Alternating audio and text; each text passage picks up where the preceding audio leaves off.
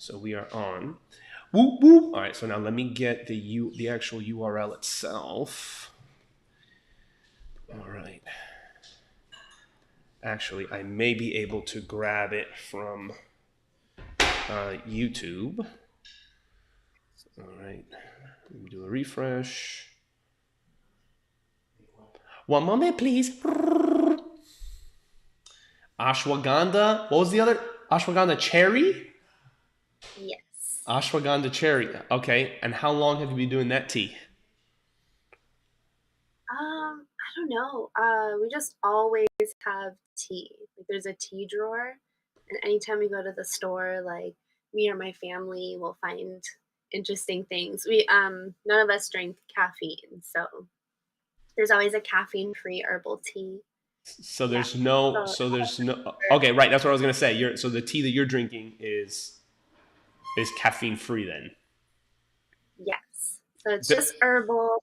And I know ashwagandha has a lot of like health benefits, and I'm all about like anti-inflammatory and That's good. health.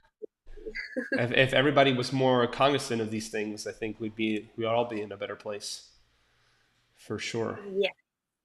I Uh, had no idea how powerful food is, but it can make my day or break my day. Oh, 100%.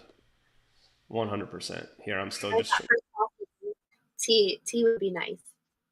Tea is the bomb. I super enjoy it. I just haven't found a favorite yet. Oh, There are so many there are really a lot of an infinite amount of flavors. I'm assuming, right?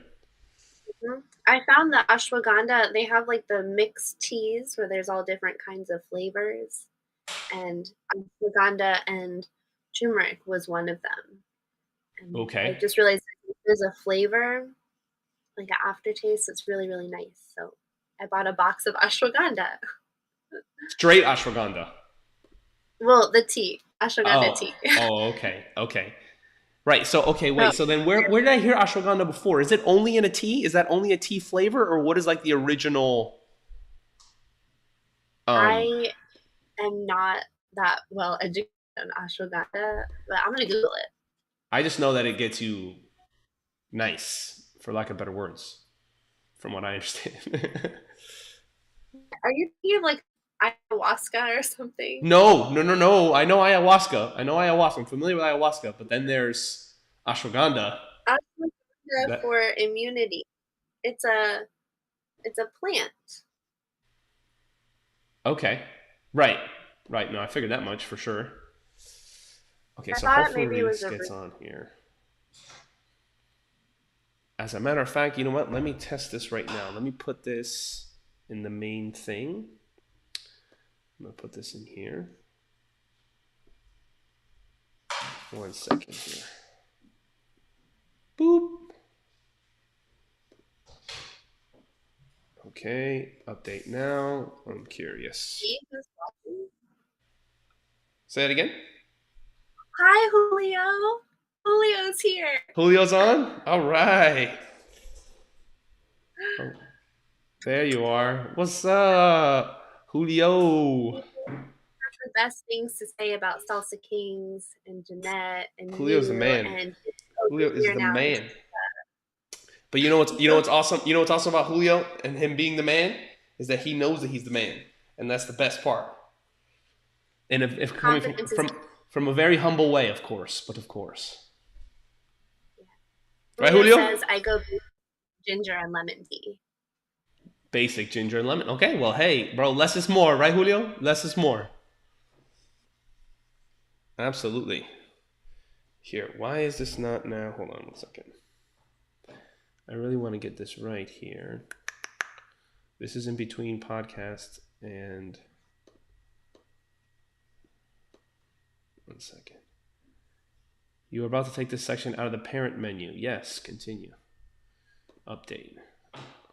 Update. Okay, now this should do it. Updating in progress. Boom. Sweet. I'm just opening up my app and see if people can load this bad boy up.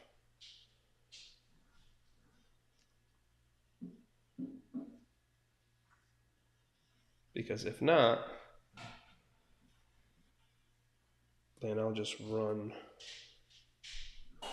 No, this doesn't seem like. One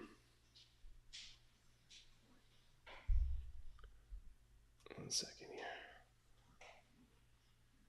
All right, Julio, I'm just testing stuff out in the app over here, my dude. I want to see if everybody can get on here. And it doesn't seem like this live video is working. Update. Okay, let me get out of here. Delete. All right, cool. Because I can just run a separate one, I guess. Copy. Give me 1 second, guys. I want to send out the push notification. Yeah, that's the reason why we have an app. Isn't that right, Julio? All right, hold on. The live video section did not work. So we'll go URL. Julio, can you see me? Julio can see you loud and clear. Okay. You need to find a secure URL. That is a secure URL. Add. Navigating here. Perfect. Boom. Done.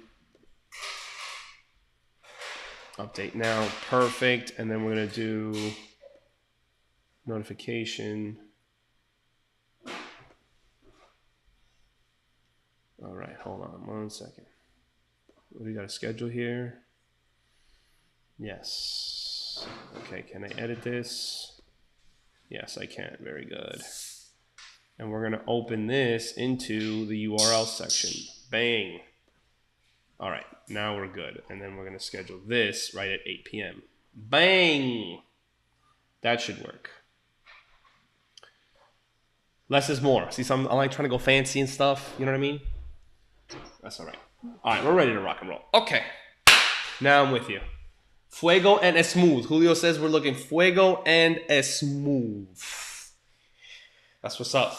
I like that he set that up that way, because fuego's you and then smooth is kind of like a joke, but not in our community.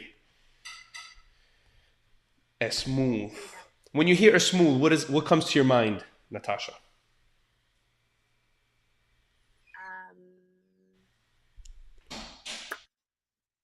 Cubans. Say it again. It's like Cubans.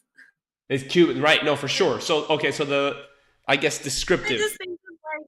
I think of like a guy being like be as smooth. Oh, okay. Actually, okay. You know what it makes me think of? I used to compete in ballroom dancing, and my partners were all European, and so I had a partner that would say "es smooth" or "es smooth." Okay. Es smooth. Nice. Okay. Smooth is the style, and you'd say smooth. And what did he mean by that? I'm sorry. Smooth. Oh, he did say. Okay, right. So it was his version of a smooth. Style, and he'd go "es smooth." Right. Yeah, but there's like a E. Yeah. Very cute. Nice. Yeah. So we try and make it to where just the leads are as cognizant as possible of basically the opposite of jerky. You know, like sending strong, sudden signals for the follow, particularly in the casino. I mean, I figure for bachata is the same. Everything. Yeah, no, right. That's why you're here, girl. That's why you're here. That's what's up. I like that. Absolutely, everything should be that way, especially when we're talking about. Well, I mean, now you're making everybody look bad over here with your 29 partner dance. I might have to get you to say a list of those while we're live. Yeah. You can? Yeah. Well, I figured, dang, 29. That's what's up. So that means at one point you wrote those down on a list and you were like, wow, I know 29. The studio where I teach, I wanted to rent space, and she was like, what do you do? Can you teach my kids? I was like, yeah, well, anything. And she's like, what? She's like, write down everything that you teach. And I'm like, are you sure? okay. So I wrote it down, and she's just like, Nice. But most ballroom dancers do 5 to 10 dances. Like you won't meet a ballroom dancer That's who true. does one. Right. Right. Like Because it's an all encompassing package, yeah, right? At, yeah. at your studio, that just the different styles are just kind of um, Well, the whole like in my experience, the purpose of ballroom is movement technique and rhythms, or partner dance technique and rhythm. right.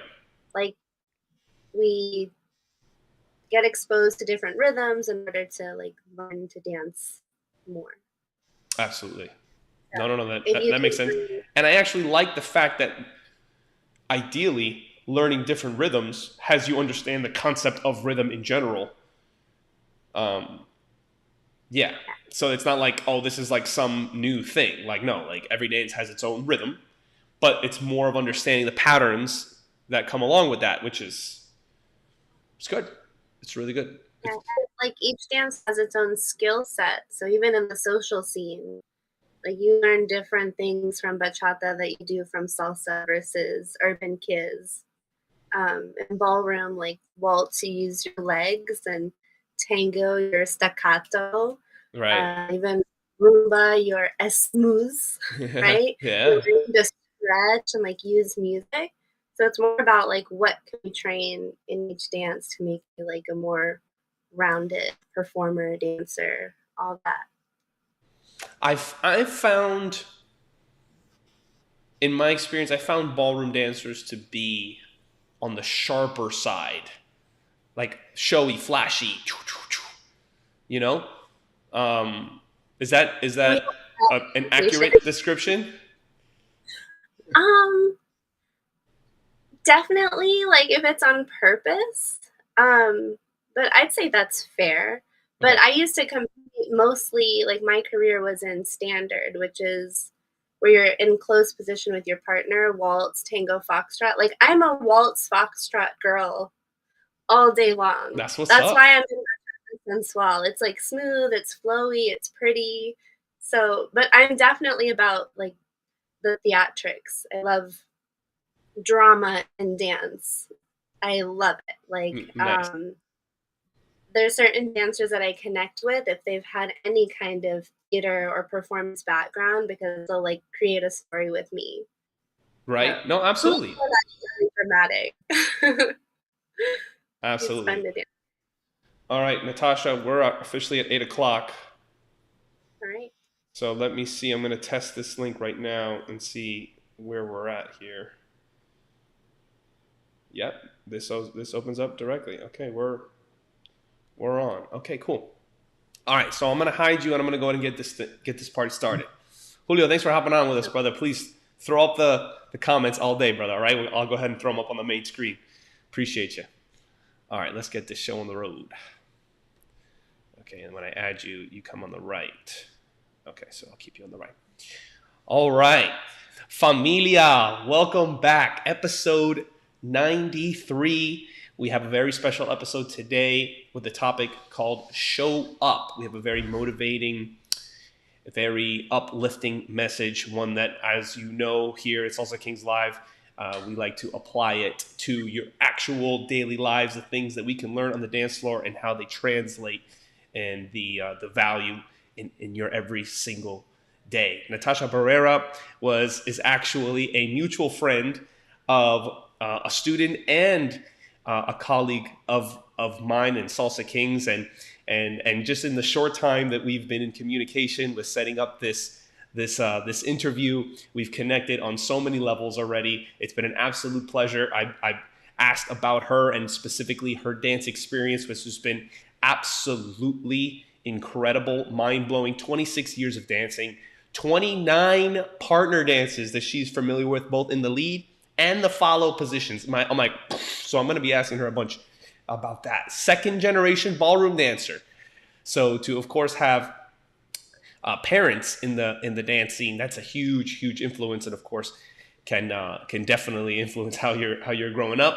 Trained and competed internationally, definitely with a lot of value to share with us today. So excited without further ado, we're going to go ahead and bring her on board. But without mentioning, of course, guys, Miami Salsa Cruise this past year, which was earlier in February, was an absolute blast, guys. We already have the dates for next year. It's going to be late January 2024. That's a week-long, 7 days, 6 nights. We're going to Costa Maya. We're going to Mahogany Bay. We're going to Cozumel. It's going to be an absolute blast, guys. For less than $100 a day, you could share the dance floor aboard the high seas as we sail the Caribbean together, guys. So go ahead and take advantage. There's an early bird special out there right now. If you want to go ahead and text news.miamisalsacruise.com. That's the website that's going to get you subscribed to our text list. That'll give you the early bird. So hop on that, news.miamisalsacruise.com. I'll go ahead and type that in the description below. Thank you guys so much for tuning in. I'm going to go ahead and bring in Natasha now. Can you hear me, girlfriend? Yes, I can. Can you hear me? Yes, loud and clear. Bachata. Oh, it's lit. Yes, I'm loving that. I'm loving that shirt. Oh, we got a commercial. Here we go. Yes, I love it. We got the shimmies and the whole deal. Red Sky Exotics. What's going on, Sammy? Good to hear from you, brother. If you guys want to rent an exotic car in Miami, hit up Red Sky Exotics. They'll definitely take care of you. And so, Natasha, welcome. Thank you so much for your time. Thank you so much for. I already know that you're going to be definitely sharing a lot of wisdom and dropping some golden nuggets on us today, boy. But you don't have to give us that nervous face. What's up with that, girl? No. 29 partner dances? No. I'm over here. I'm the one that should be lit. I'm over here that should be like this, all nervous and stuff. No, you're good, girl. So talk to me. Davian. Hi, Davian. Davian says what's going on. You can see the comments there on your side? Yeah, I can see them. That's awesome. Well, I'm super excited to be here, coming to you from Sarasota, Florida. Sarasota, West Coast. Well, West Coast of Florida. Okay, West Coast people. All right. West Coast of Florida, yes. We're actually popping up over here for Bachata Sensual. We have some dancers in Fort Myers. We have Julio that's in Tampa. We've got Ellen and Rome and St. Pete. So we are actually working together to build more Bachata Sensual out here. I love it. Absolutely. Yes. And Julio Herrera, he's if I'm not mistaken, he's still on the live with us. He was one of the two that connected with us, an old Salsa Kings instructor. Actually, I don't even know, how is he affiliated with you? Is he taking classes with you, or? We met up here out, and somehow we got connected. We went to the Sarasota Salsa and Bachata Festival.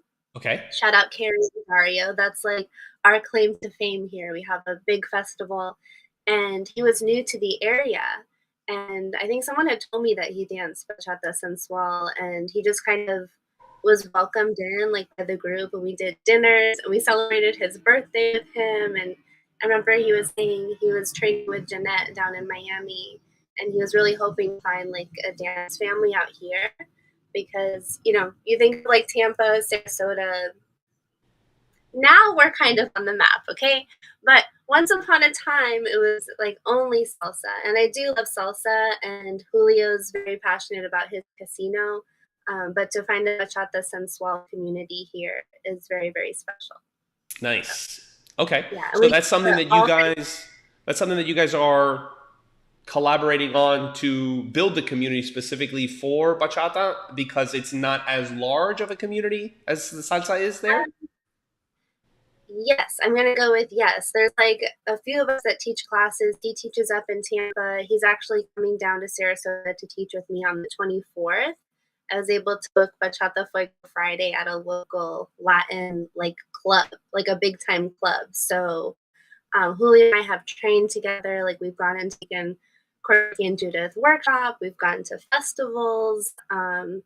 So yeah, we're in this together. So I love it. No, that's how it works. Oh, we met at Tampa at Social. It was a dance flow event. That's right. He was about 2 to 3 months in when we met. Yes. So there Yes. you go. There you have it. Okay, there you go. Julio's got an amazing memory. That's for sure. That's for sure. So Natasha, tell us, please, enlighten us a little bit about who you are, how you. Well, I mean, your parents dance. So normally everyone has their own individual story, but apparently you're a baby watching your parents dance already. Yes. So let's see. And you can guide me. I love to ramble and go on tangents. Well, It's a let's start. hobby. Let's start from the beginning, and if anything, I'll speed you up. But no, we're good. So my You have the floor. parents, my mom is from Jamaica and my dad is from Colombia. And I think my mom is watching right now. Hi, mom. Hi, mom. Um, they met dancing in New York City, and their career took them touring around the world, and they've won world championships together. My uncle is also in the ballroom industry. He actually runs Dance Beat that and a few different competition events.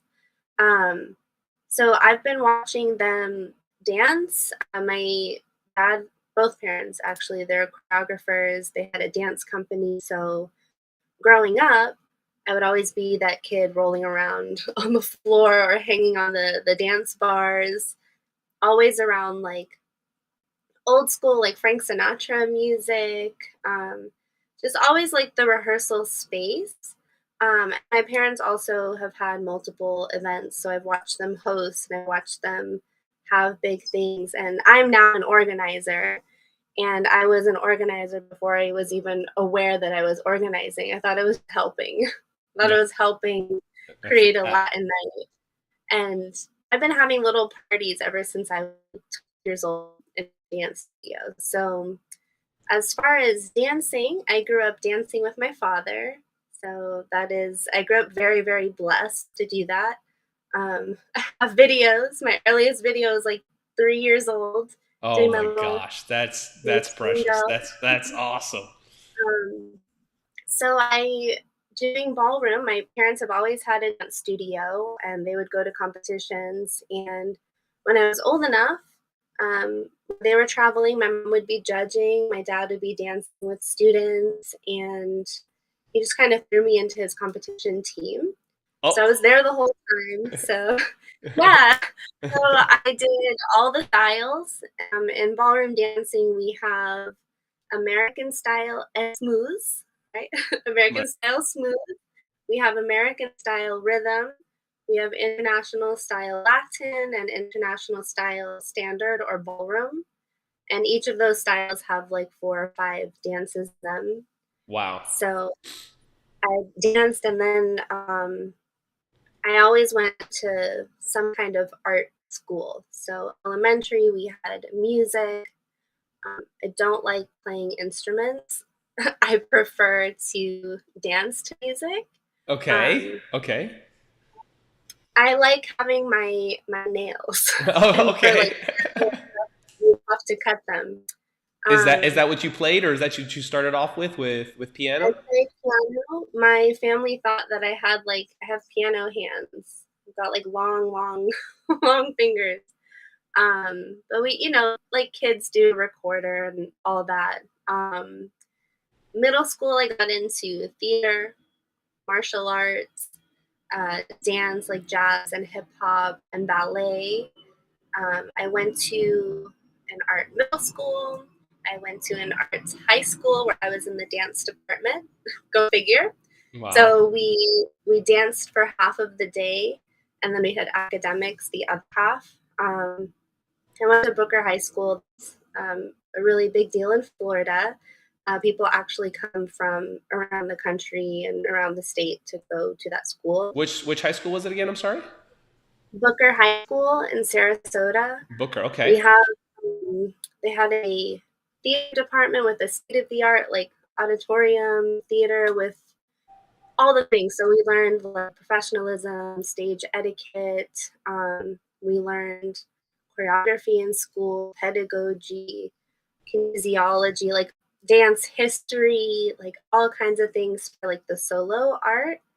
Um, And a lot of my friends actually went into dance professionally for contemporary, modern. They went to college to get bachelors in the arts.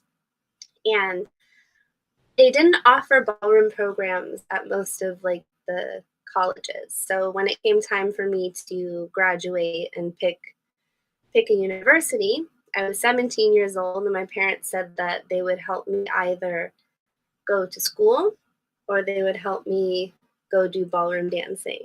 And so Okay. right after high school, I went to the Broadway Theater Project first.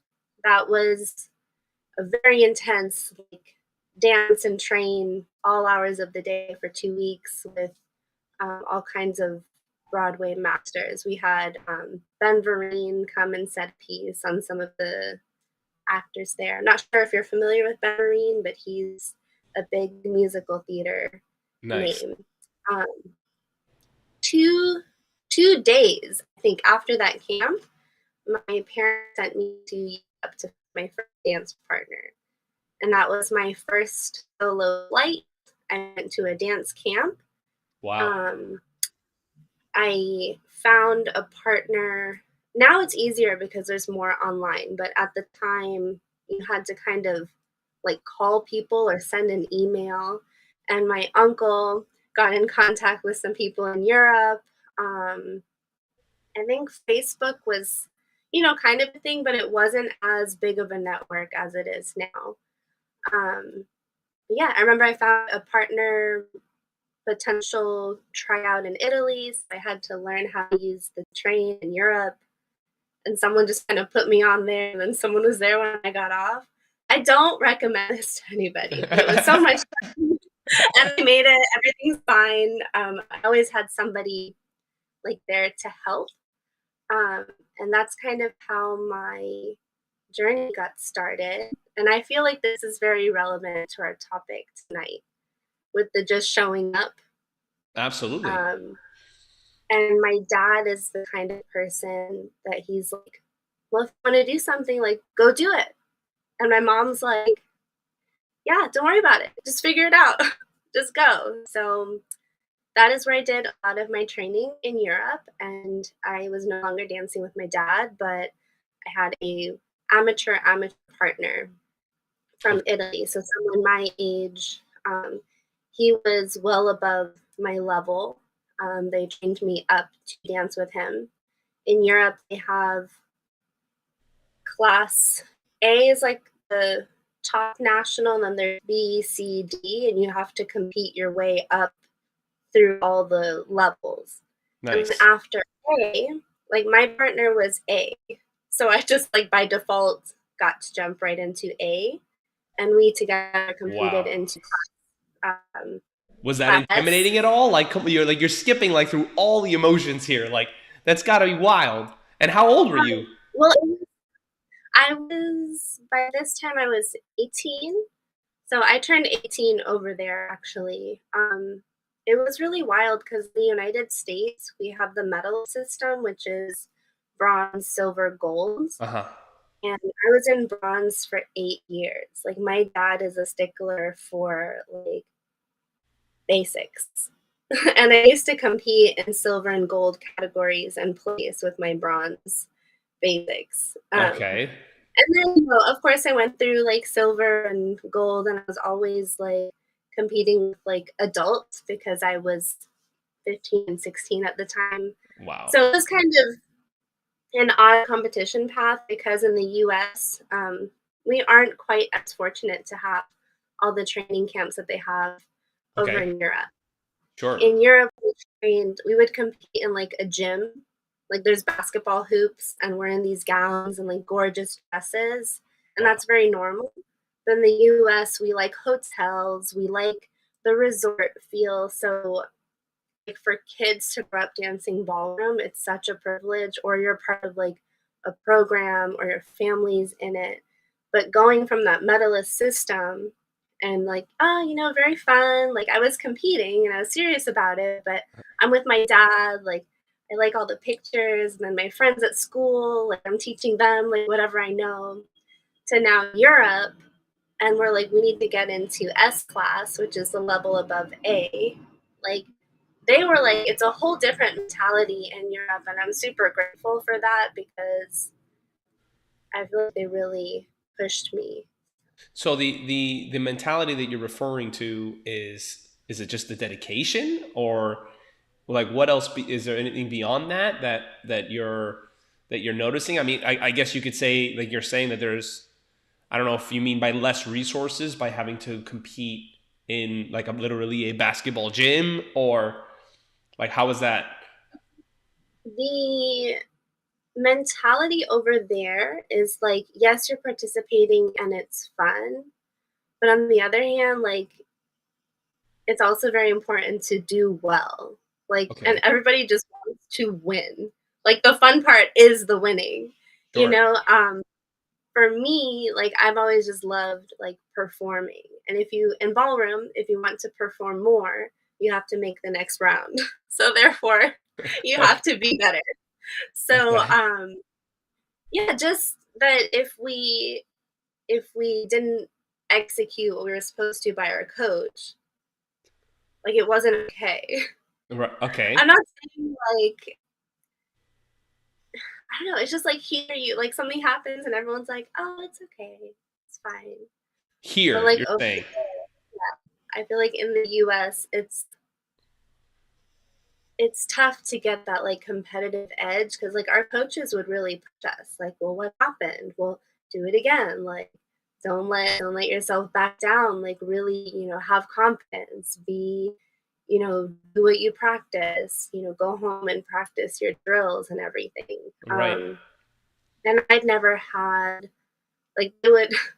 There was one coach that would say, I mean, I don't know if I'm allowed to curse on Go here. ahead. Go ahead. Go ahead. We're good. You go USA, USA, move your ass, move your ass. I love it. I love it. Hey man, but that says a lot. I think the United States, from what I understand, I was born in '88. But from what I understand, even further in the past, that's the way the United States used to be, even more so than in the international, any other international country, to where, you know, maybe I mean, because at the same time, at the Olympics we're still doing really really well, but maybe it's just that choice of like wanting to compete internationally, or that on that serious of a level, to find yourself a coach that will actually push you, because I feel like just nowadays it's just a little bit more difficult to, dare I say this, find good students.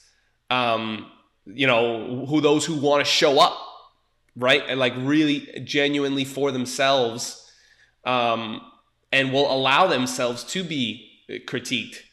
Margaret wants you to mention which countries you went to, and Keena's having a blast. So, Margaret is my mom. Margaret, hi mom. uh, real quick before I get to that,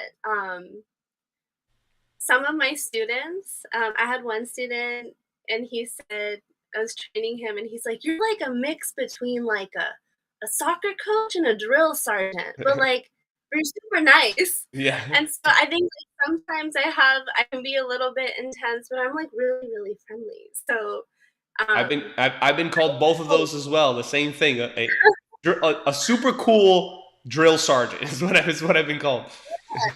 but I hope that like even though now I'm in this world where we're doing things for fun, like I like when my students are like, "Oh, Natasha's coming around." Like she's looking. She's like, "Are we moving our shoulders? Are we connected?" And all the connection points we talked about. Um, I think that sets me apart a little bit, and yeah, that I can offer some of the techniques and stuff that I've learned along the way. Absolutely. So, which country? So I mainly trained in Italy. Um, Okay. that was where my first partner was. I did not speak the language. He did not speak any English at all. So The way that I learned most of my dancing over there was like through touch, like or demonstration. So I'm very hands on as a teacher, like shoulders back.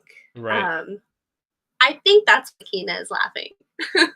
Kina, you'll have to elaborate. But yeah, and in Italy, of course, is where we would go. Drill sergeant Julio says. In Italy, we would go out dancing for fun. You know, we would train all day and then go to a Latin club, and they were dancing bachata, bachata sensual. And I thought This was that when? This was when? this was, I believe, 2013, Okay. around that. Yeah, they were doing like, kind of like rolling around or whatever. And I thought, wow, this is how Italians dance bachata. It's so different from how Florida dances bachata. And that was kind of my first like exposure.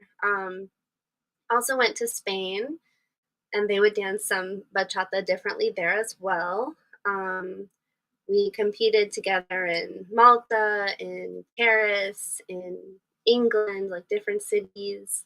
Let's see. I don't think we ever competed in Germany, but I went there.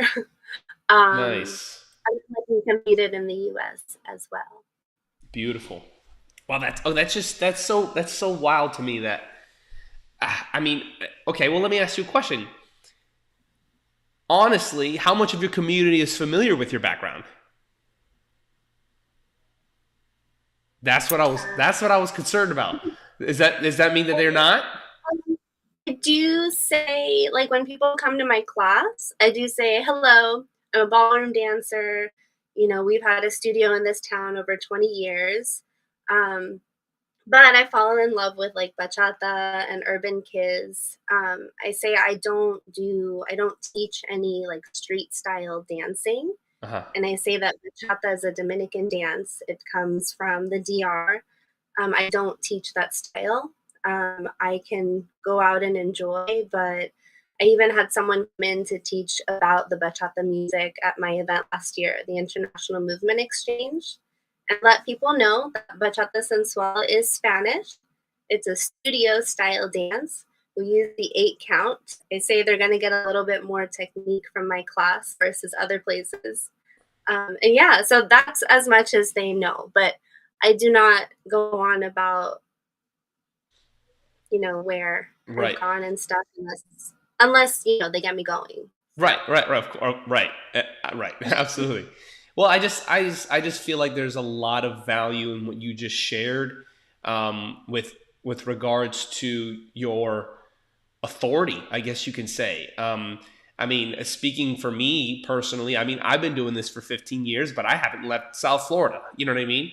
And the fact that you have that experience is honestly to me is makes me a little bit jealous. That's so amazing. That's so incredible.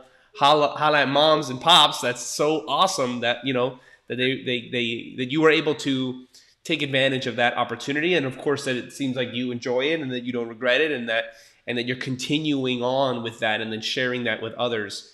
I would almost even go as far as saying like allow yourself to just kind of throw that in there because um, it's especially nowadays. Well, yes, mom, you're right. Mom says never toot your horn. Absolutely, no, she's right. She's right. But at the same time, at the same time, facts are facts. I don't know how many of your daughter's competitors have the experience that she has. Not saying that she's not going around saying I'm the best either. But these have been my experiences in perhaps allowing her community to make their own conclusions. So kudos, my hat's off to you, Señorita Barrera. That's amazing. That's totally awesome. Okay. So as we always say in all of our interviews, guys. First of all, thank you guys for continuing to stay amazingly loyal fans and giving Natasha a warm welcome here. But we allow all of our interviewees to choose their topic, and she selected show up. So with all of this, I mean, I'm starting to put the pieces together now. As far as for the a valuable nugget that everyone can kind of take away, and you chose to say and to mention to show up. What does that mean to you, and how has that helped you as you've gone along this process of training and competing internationally? And I see mom says that you should. Yeah, see, that's what's up. um, Well, but yes, please go ahead. The floor is yours. Absolutely. As we want to continue to enlighten the community, if you would. You have a world title. Mom says you have a world title. You have a world title. How long have we been on this live and you haven't said that you have a world title? I asked you, what are the things specifically about you that everybody needs to know? You have a world title. I Before we move won into that, I won the Junior World Championships at Ohio Star Ball in the United States. I don't share it because my my favorite my favorite accomplishment, I think, in ballroom has actually been making the top 75 in the open professional okay, round. okay. Yeah. So you have other, I don't want to say priorities, but you have other aspirations, Well, perhaps. I'm sorry. In the professional rising star, the top 75, only because as a junior, I feel like I wasn't fully like there for that. Like I just kind of did it. Um, but it took like everything in my whole being to make it into the 75 of the rising Okay. star at the first comp at Blackpool, which is hundreds of dancers that show up there. Right, right. No, no. Blackpool's a So big Blackpool's a big deal. Mom says sorry, daughter, and Julio's like, you have a world title. See, he didn't even know. But that's a big deal. Even if you were just a child, that's amazing, and I get it. You wanted to show up more, which apparently for this other one that you're mentioning, being in the top 75, you said it was at Blackpool. at Blackpool in the Rising Star Professional Division. Gotcha. Okay. So then, how long were you preparing for that? How long were you showing up for that? Well, that was our first Blackpool as professionals. I would say 11 years because that was how Wow. long I'd been competing in standard. So, Gotcha. Okay. And yes. this was all with the same partner?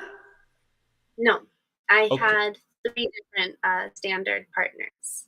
Okay. I had, so the amateur partner, where our biggest, let's see, we won a competition in Malta. There were like 15 couples or something. Then we made it to the semifinal in the under 21. Then I had a partner in New York City, which we also did amateur. And I think we did the final in Manhattan, like a college thing. Um, and then it was my Polish dance partner, and that was where we went professional together. So that was my first like professional endeavor, And how and long that ago was was my that? favorite. That was from 2017 to 2019 ish. Yeah. Gotcha. Okay, so then Yes. that was And already to 2019. Okay, so then you actually did the competition in 2019.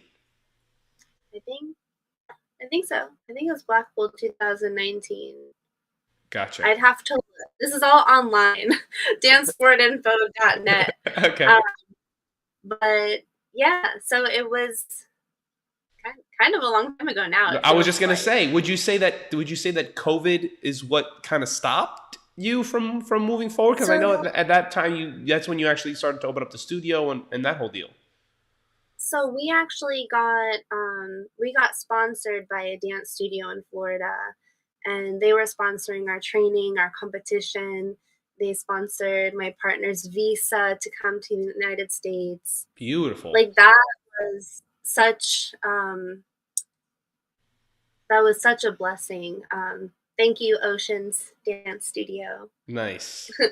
Um, but my partner and I split, unfortunately.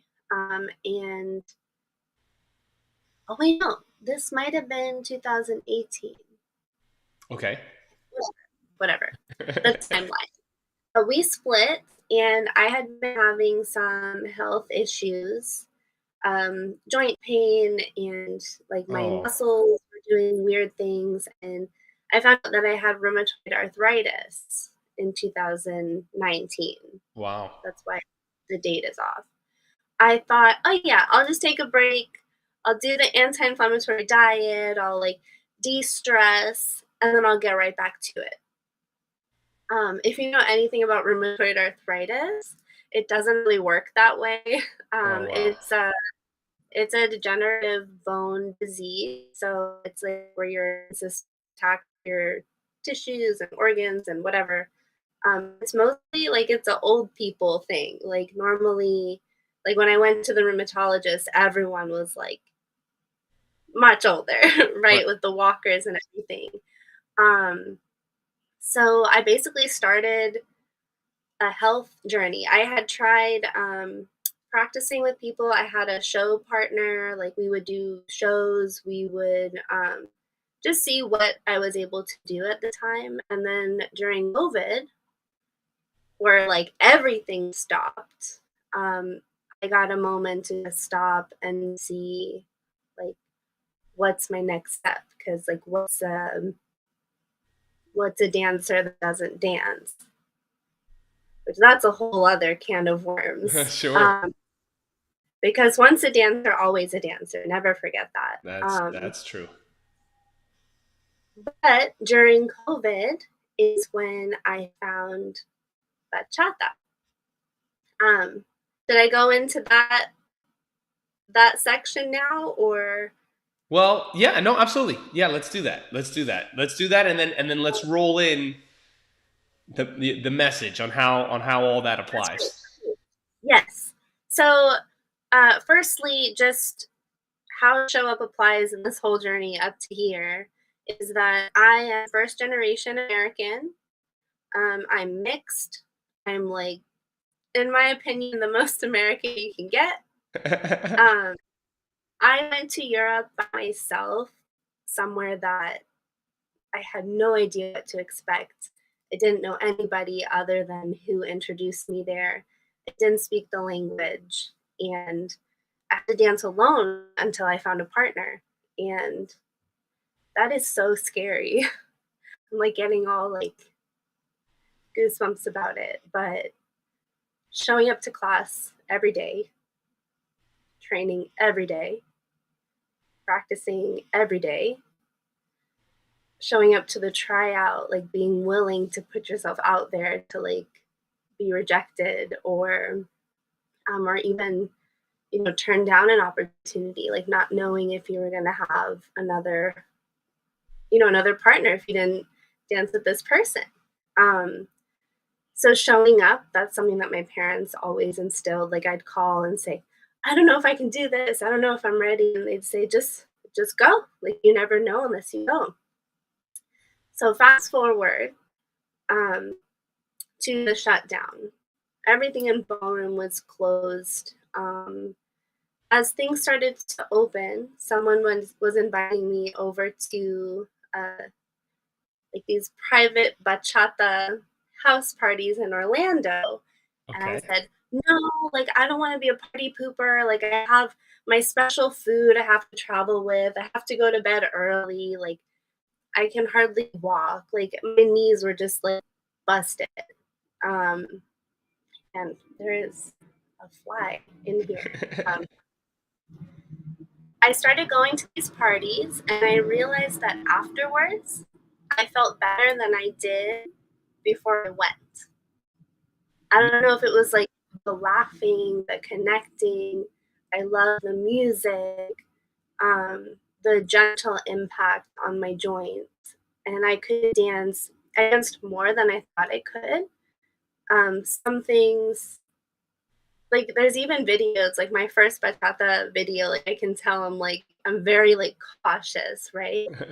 Um, but I'm like and then this was the style that I had seen in Europe, Gotcha. and I was, "Wait, this dance style has a name, and this dance style is in the United States, and it's in Florida?"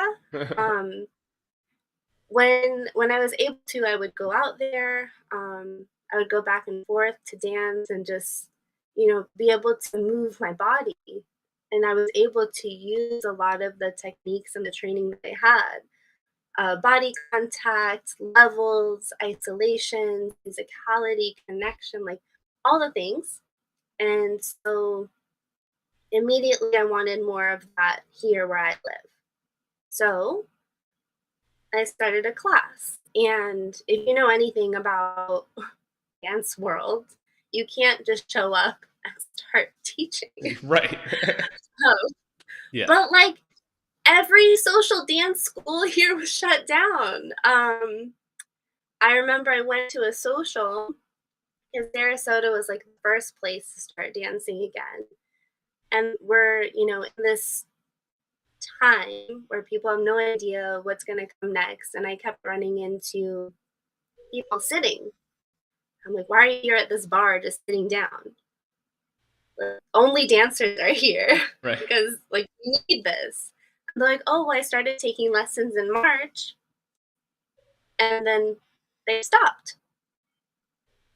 So I'm like, oh, well, there's people that want to dance. I want to teach, and every time I was unsure, I didn't know if I didn't have the confidence, right? And there weren't really like festivals or I found some things online to start learning. And it was again, as long as I show up and do what I need to do and keep going and be consistent, like I still to this day am learning all the time. I'm tweaking my lesson plans all the time. Um, I'm learning as I go. And I'm learning more importantly how to integrate the things I've learned all these years, how to apply it to social dance, how to make just, I say, like a muggle, like a human being into like a dancing being. Sure. Um, So wait, what's that so term? What's that term? like a human being to a dancing being, or Yeah. Yeah. like a muggle from Harry Potter, Oh, gotcha. Okay. Right. Right. Okay.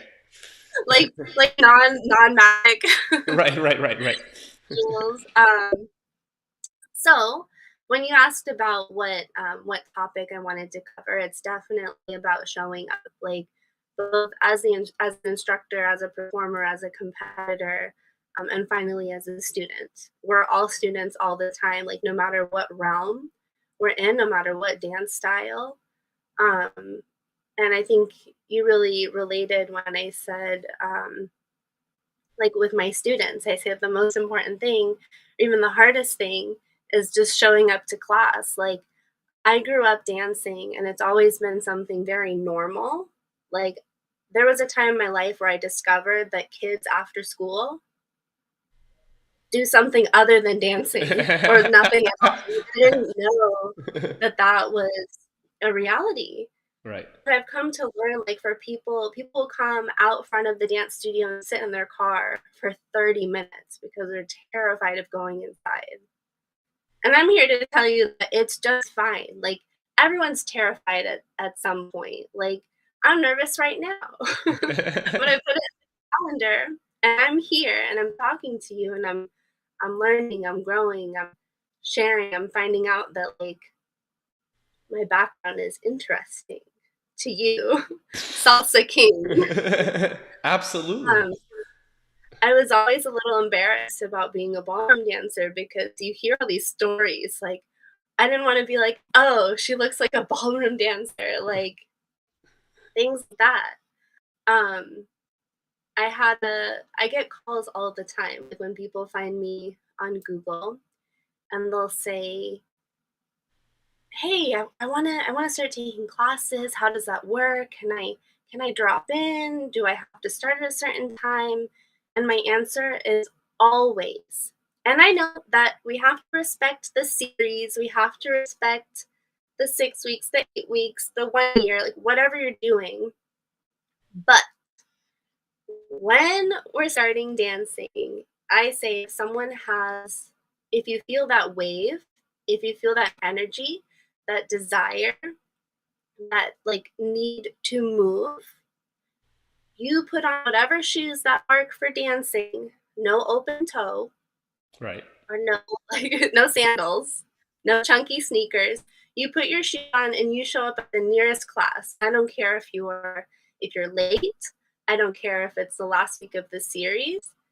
If you show up and let yourself swim until you catch up or you start to understand what's going on, you're more likely to stick with dancing than if you wait for the right time. So, of course, if you have the option between this week and next week, and my series starts next week, if you know yourself and you're going to freak out, um, wait till next week. But if you can trust me, you can trust yourself, and don't judge yourself after that first class. Give yourself 6 weeks, give yourself 6 months. I told someone the other day, she said she took 3 dance lessons and she has 2 left feet. My mom was with me. She has 2 left feet and she can't dance. So she's not gonna do it. And we just, were like, you gotta show up, you gotta be consistent. And I told her if you be consistent at the thing you're comfortable with for 6 months, just do that and then have an opinion about yourself. Right. It's a matter of, I think what people don't do nowadays, and thank you for all that. People don't give themselves a shot nowadays. I think everything's so fast paced now that everybody expects instant results. Like you stick yourself in a microwave and boom, salsero, you know. And just like anything else, it's like, okay, well, do you expect yourself to show up to a piano class and then after the third class you know how to play Beethoven? Like, yo, like where are these radical notions coming from? And I just think it's because everything, because you can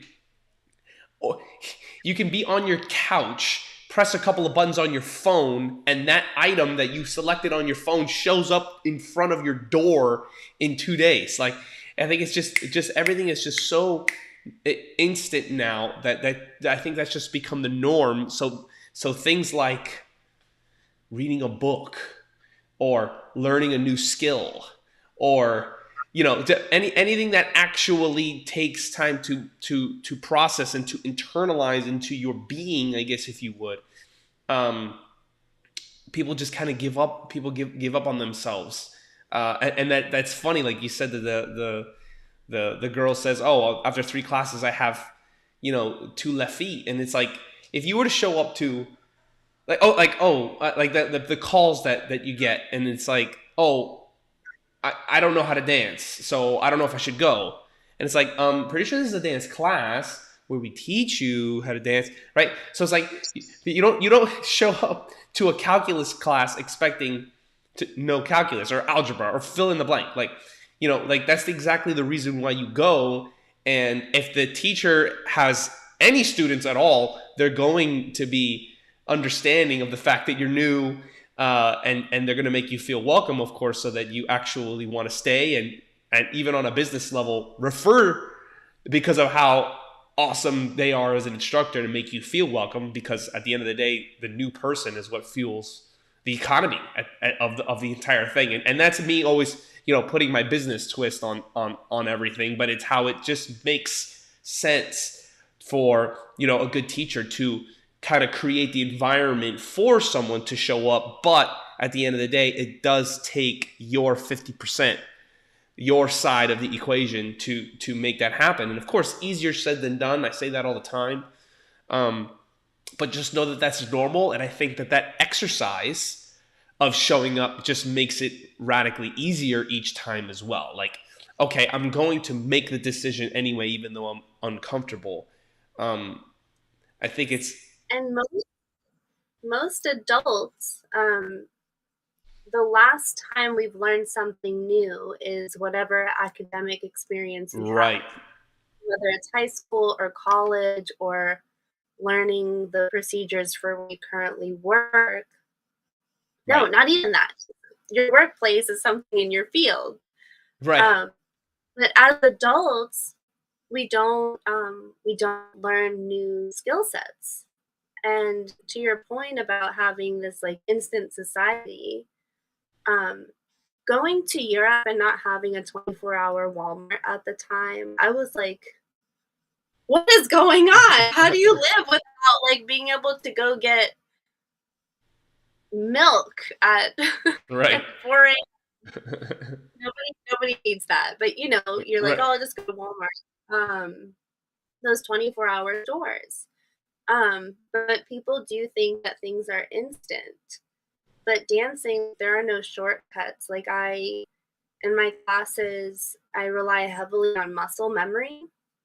So there's a lot of repetitions of, like, the same drills, the same ideas, the same, vocabulary, and I actually this is my most controversial, my favorite thing. I have a blog about it. I don't believe in videos in class.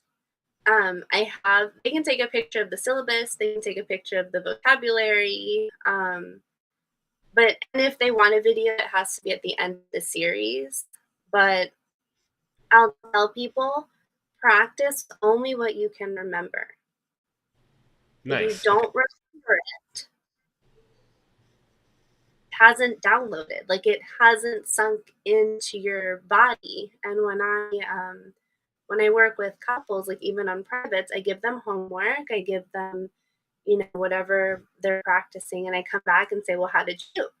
Right. So I can see what's registering, what's sinking in, how they handled, like they ran into this problem.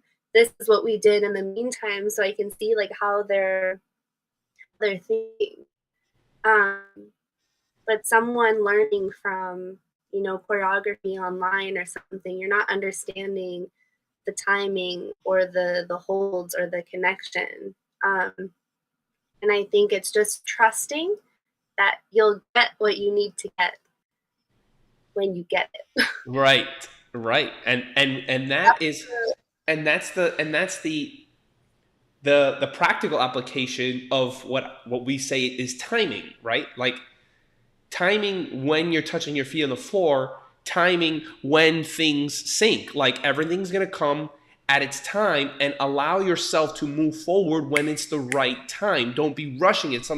You see new students all the time. They're just stepping through the pauses, or they're stepping through the taps, and it's like, hold on. Like there's a certain rhythm to things. So let's go with this rhythm. And that doesn't it's not omitting the learning process. And to your point, I 100% agree. Since it's been a while since we've learned something in a place that we're uncomfortable in, I just think that ever since we have to practice doing everything, since there's just a lack of practice doing that, I think that's just where the discomfort comes from. I'm just a super super big fan of just practice in general. I'm definitely one of those people that I had to practice a little bit more than my peers with pretty much everything. So for me, that's my normal, right? So I kind of move forward with, okay, I understand it's going to take hard work every single time. Oh, but that's easy, someone might say. And I'm like, okay, it might be easy for you. It's not easy for me. I got to, put in this time or put in this work. But that's the case with success in general, not just dance, but just if you want to accomplish anything worthwhile, anything meaningful, showing up is definitely the first half of the battle, and then pushing yourself. But of course, one step at a time, right? In rhythm, you know, And absolutely, showing up can mean showing up to class, showing up for your classmates, showing up for your instructor, showing up for your local event, showing up for the festival, showing up for all these things that involve other people, but also showing up for yourself in practice. And practice looks like a lot of different things. I'm one of those people, like, I overthink a lot of stuff. I think a lot. Um, but I'll get like analysis paralysis. Like I hate practicing by myself. I've always hated it, like since I was a child. But I've had to, obviously. Like you it's not optional. Right. Absolutely. However, I have learned to squeeze the most value out of any class. Like if I am taking a beginner level class at a social, it's free, whatever. They're doing, some basics. I am there. You'll see me. I'm there practicing my basic. I'm there practicing using my feet, using my hips, using my musicality because that is the sacred time. I'm not going to stop and get distracted during the class, right? But there's all kinds of different ways. I think people get hung up on the practice thing, like, oh, I can't practice without videos because I don't remember anything. You can practice by listening to music. You can practice by Nice. learning about the Dominican Republic. You can practice by going out to a social and watching. You can practice by taking a friend, taking your neighbor, and being like, "Hey, can I show you this bachata basic that I just learned last night? I think it's 6 counts." Even if it's not even anywhere near what you learned, if you teach somebody else next to you what you learned, then you can go back to class and say, "Okay, did I get that right?" Right. And those are all different ways of showing up. That's not I have to wake up and go on my 5-mile run and then put my music and go dance at the beach or something. It can be like showing up can be really big. Showing up can be really intimate, really meaningful, really integrated with your day. Absolutely. And that's a big deal. I definitely agree, and that's 100% that showing up doesn't have to be big for it to be showing up, and that practicing showing up allows for the bigger ones to take place if they're even necessary. Because oftentimes it's just the little steps on a consistent basis that make the big deal.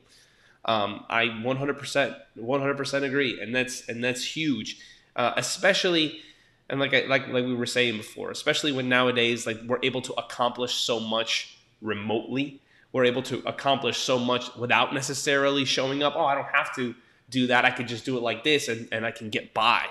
Um, at least, and it definitely seems the case with your organization. So, Air Five to you is, for us at Salsa Kings, excellence is a standard. Like, why are we? Why is getting by or doing what's getting by, even an option? The fact is, you're gonna have more fun in this evolutionary process. You're gonna have more fun on the other side. You're gonna like yourself more. You're gonna be more proud of yourself as an individual by continuing to show up, despite the daily discomfort, if you would. Mhm. So I'm with you. I'm with you 100%. The And they Go ahead. I'm sorry. the they say that freedom comes from discipline, and that's true of dancing as well. So yeah, I've spent with my partners hours on one one figure waltz with like whatever 6 different instructors. They spend the whole time on 3 steps, and it's like, am again, do this again.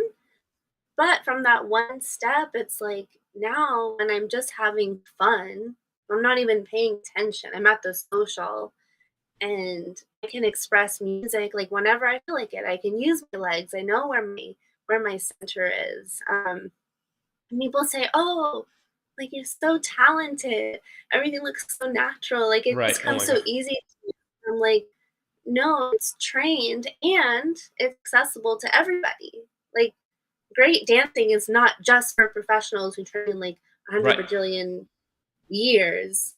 Um, Real quick, so I danced 29 different dances. and I'm I'm 29 years old. There's this idea that you have to learn one dance at a time. I'll spend 1 year on this, or I've heard someone say, "Oh, once I get this dance, I'll move on to the next dance." They've done that one dance for 10 years already. There's not time. There's not time to be, like, ready for every single step. I always say, like, just go for it. Do as much as you can when you can, and like you said earlier, you'll get in time what you need to know, and from, that intentional work that you put in when you show up, y a whole new person shows up on the dance floor. Like, and Absolutely. people can play, and you can, like, speak on another level with someone else. Absolutely. And you use that word, which we use in our class oftentimes too, is to play. And in order to play, we have to be comfortable. And being comfortable, it comes from your reinforcement of your basic, like not worrying about you know X, Y, and Z. It doesn't really matter. But the point is to actually realize why you started to begin with, which was to have a good time, and you can do that. There's a choice. It's a choice that's made. It's tonight I'm going to have a good time. Tonight I'm going to meet somebody new. Tonight I'm going to fill in the blank. Or today during class I'm going to do this. I'm going to do that. And like you said, being intentional about it so that you can actually allow yourself to play when that time comes. Right on the money. Right on the money. Amazing, amazing. And I hope all of you that are listening are getting some value here, because I certainly am. As I said, Natasha, believe it or not, it's already been an hour. Wild how much that flies by. I want to definitely talk about the future though, and where do you see yourself, or where is the name of your studio Bachata Fuego? Is that the name of your Yes. It is. Okay. And you said that you have an annual event as well, the IMX. Yes. We have IMX, the International Movement Exchange, and it's the first weekend in November. Our first year was last year, and our second edition will be this November, and it's Urban Kids and Bachata Sensual. We also have traditional bachata class. We have kizomba class. Like, it's big on, like, the roots of the culture of where these fun modern studio dances come from. Um, like other dance styles, you talk about dance history, and that's like mandatory. And I would like the same for these social dances. So yeah, Sarasota. One of the features is on Sunday we do a content day. So we all get together and we do videos. I'll have a professional media team, so you can post videos on your stories and your reels and your Nice. YouTube. Very social media friendly. And I want more dancing in this area. I love it. Absolutely.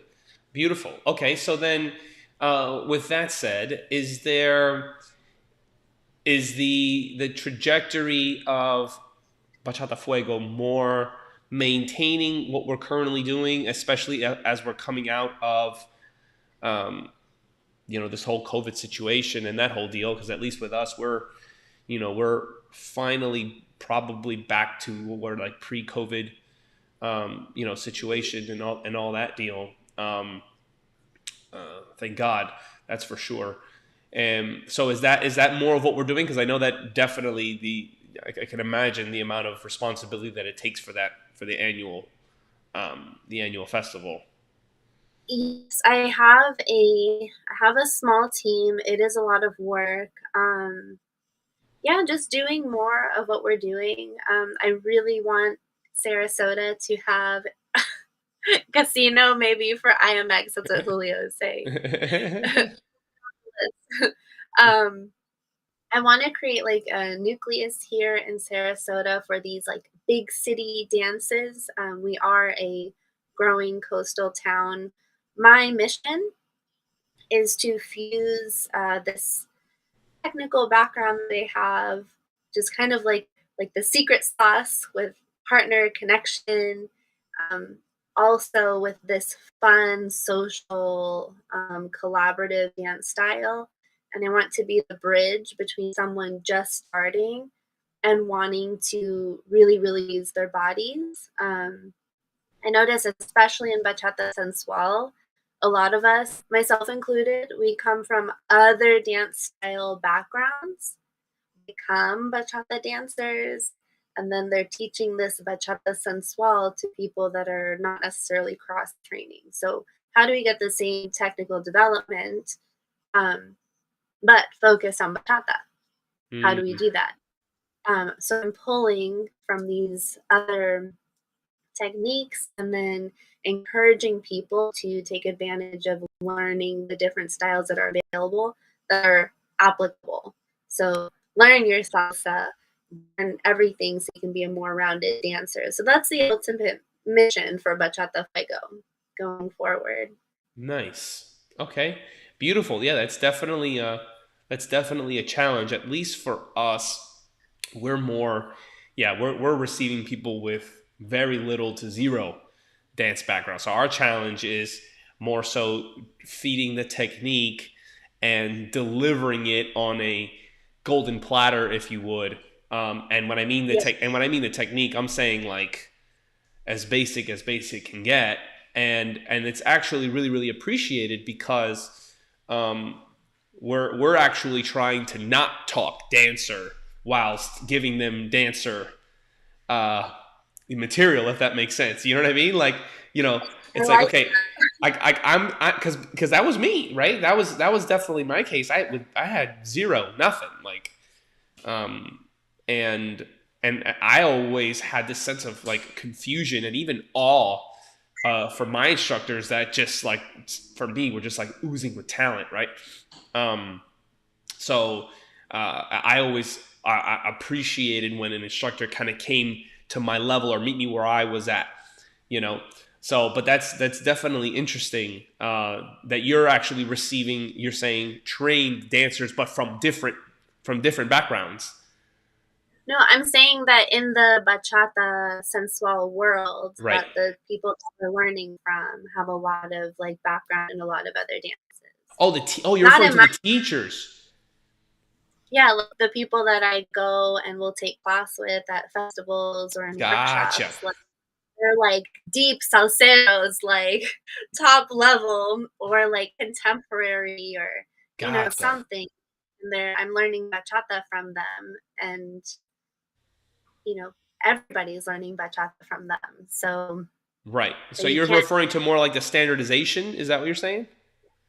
Yes. Gotcha. Gotcha. Okay. So I Yeah. would like to be a teacher that teaches the in between. Right. That's what's up. That's what's up. Beautiful. Well, Natasha, however, we're a little bit of a ways away, but not that far away. However, in any way, shape, form, or fashion, Salsa Kings can help. We're on our mission to spread our wings now and kind of branch out into other locations as well to kind of create little annexes, if you would, to be able to offer, in general, just salsa social dance. However we can help, by all means, we'll be promoting your event. It's the Sarasota is not far away. We can definitely bring up a crew from Miami and make that happen. That would be awesome. I actually love Kizomba. Me personally, I actually don't think I've said that out loud for a long time. Um, yeah, I'm not okay.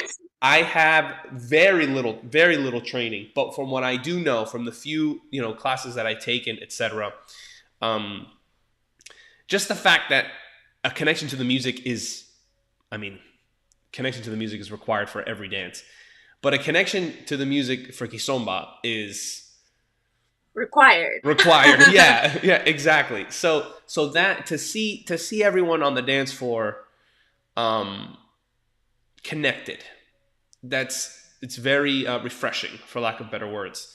So I mean, and being able to, because I'm a firm believer of less is more, right? And with Kisomba, at least again in my experience, that's been awesome. Being able to move subtly while at the same time really put together, um, movements that can be appreciated, not just doing it, but obviously from the watching it from the outside too. So yeah, that's Well, my little two cents. and for your listeners out there, kizomba is the traditional Angolan dance. It's like traditional bachata, and it's culturally protected, and it has stories in the music. The music is produced in Angola, kizomba music.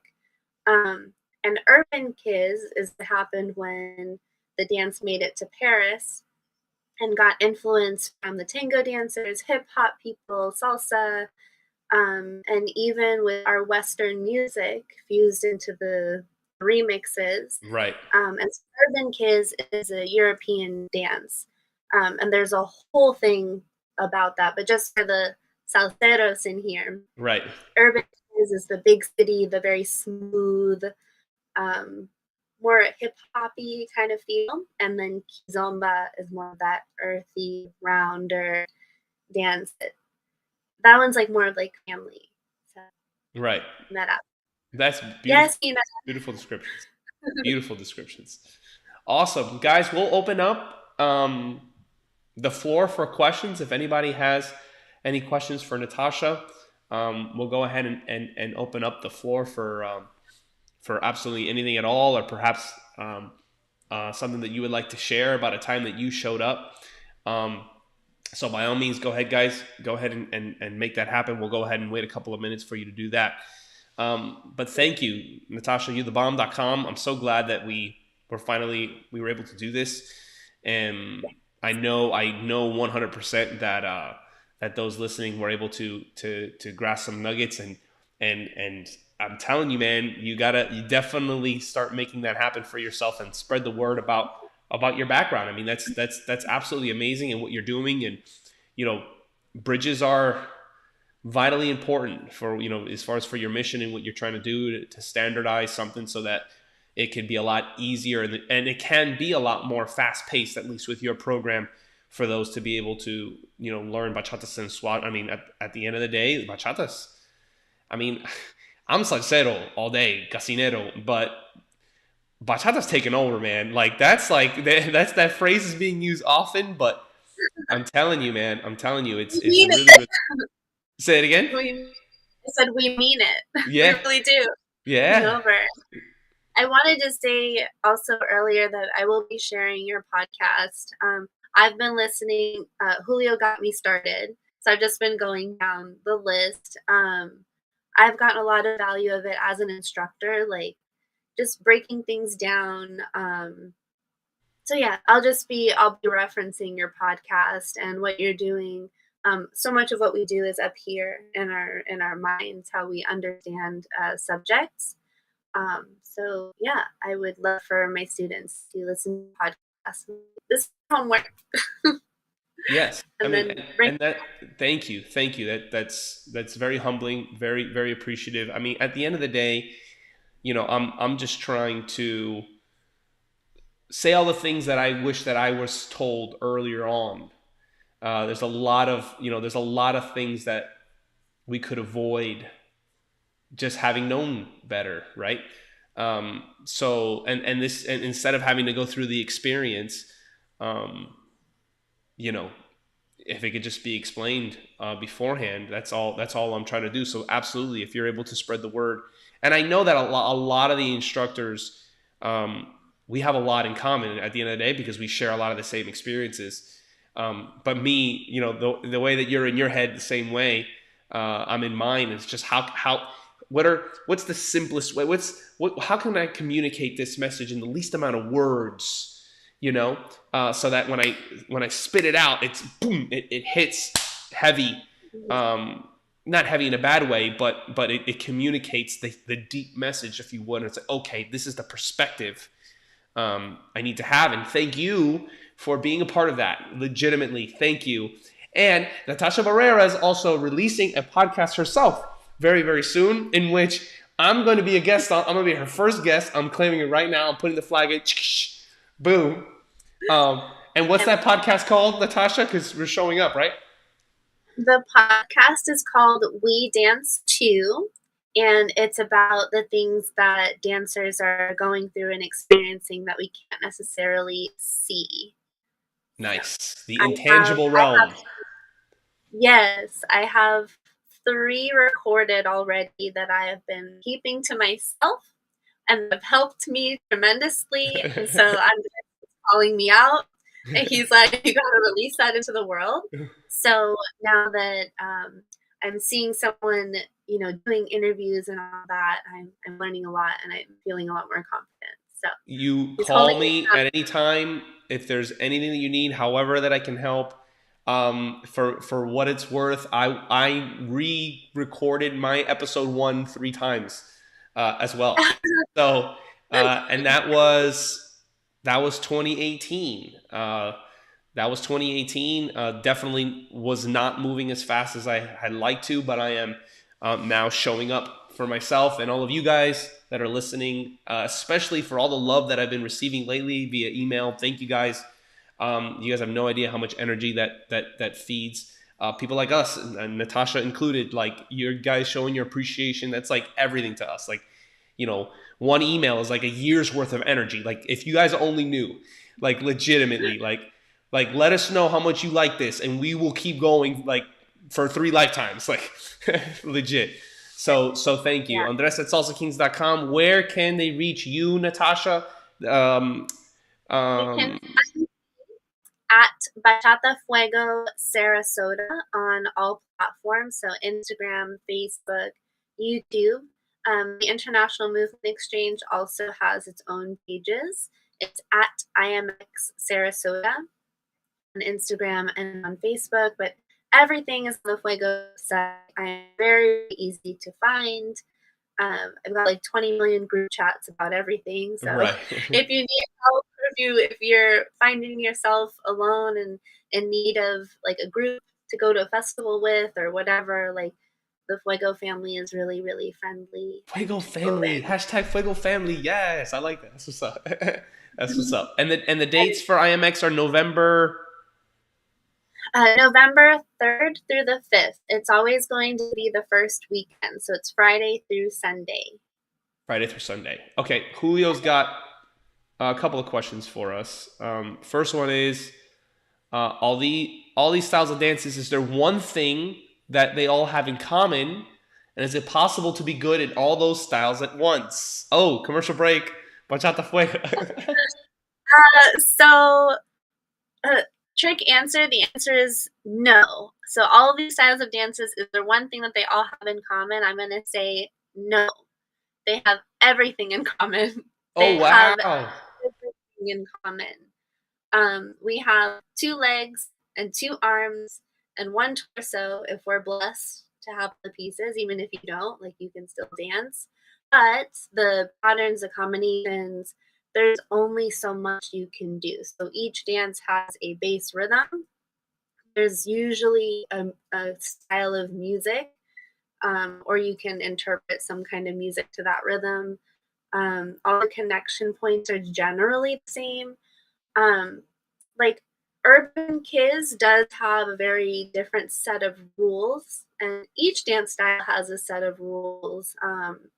The best way I've heard it explained is at the basic level, each dance is very different. So, like Right. salsa is more turns, and Urban Kids is more music, and bachata is more, um, you know, footwork, or bachata sensual is more body movement. But at the top of each of those dances, you will find all the elements. And the more advanced you become, the more like the music is on, you guys are talking, it's it's all the same. Right. Is it possible to be good in all those styles at once? I think I'm good in all the styles that I've danced. Boom. Like That's what's up. I, I, I'm confident in saying that I'm not an expert in all of them, but I am fluent in the dances that I dance. Um, so yeah, and I think the better you are, or the more you know about more dances, the better you are at one. I'll say that again. Yes. the the more the more you know, about more dances, the better you are at one Yeah. dance. Yes. Yes. That's beautiful. You're out that 100% right on the money. Those are write those down. Those are huge right there. It's a slower process. Like it's slower to build the building blocks of timing, timing, timing, timing, timing, musicality, musicality, musicality, Right. connection, contact, like all the layers across the board going up.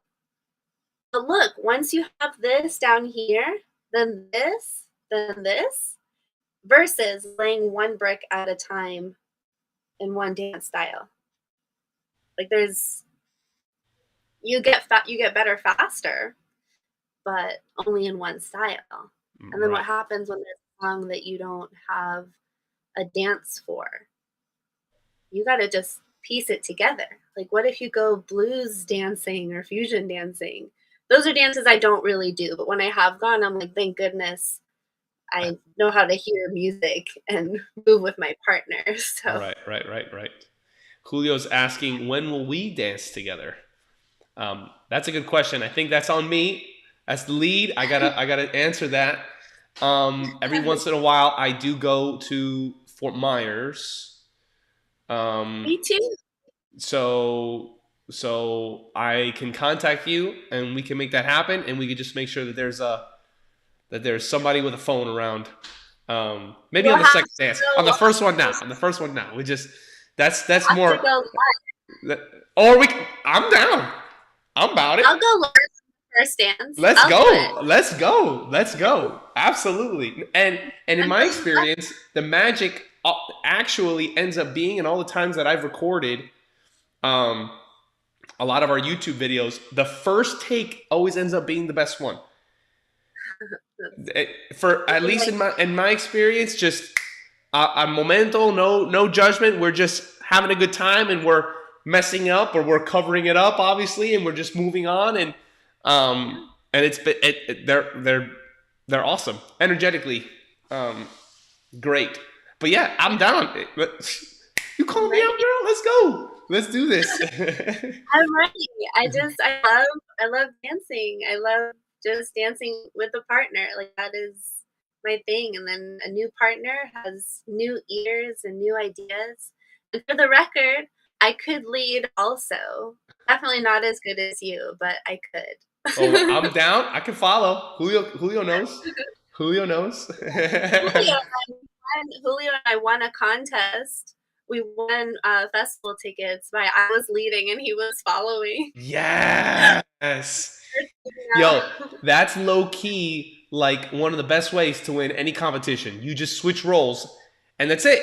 That's it. You're the crowd favorite, like every time, just because no one else is doing it, and You that's it. show up. You You show up and you win prizes. boom, baby. That's it. That's it. Good, great work, guys. I love it. I love it. Awesome, Natasha. You're a beautiful soul. Thank you so much for sharing everything. Mom, pops, love you guys. Thank you for creating such an amazing human being. Bachata Fuego, it's lit. You already know. IMX, make sure you're there in November. Is there a website? You threw out the Instagram handles, but is there a website as well that they can? www.bachatafuego.com. Bachata Fuego. Nice.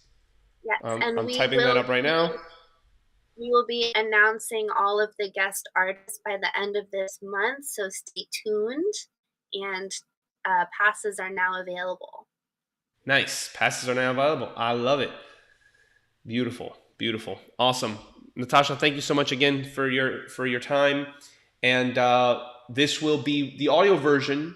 Well, this is of course already live and on YouTube, and feel free to share the link out. The audio version will be available next week, Monday morning. Alrighty. Thank you guys so much for signing on. I love you guys. Be good, and we will see you in 2 weeks for our next episode. news.salsakingslive.com for text updates on all of our interviews and the rest of my solo episodes as well. Thank you all for tuning in. Salsa Kings Live. Andres and Natasha signing out. Thank you. Be good, guys. Bye bye.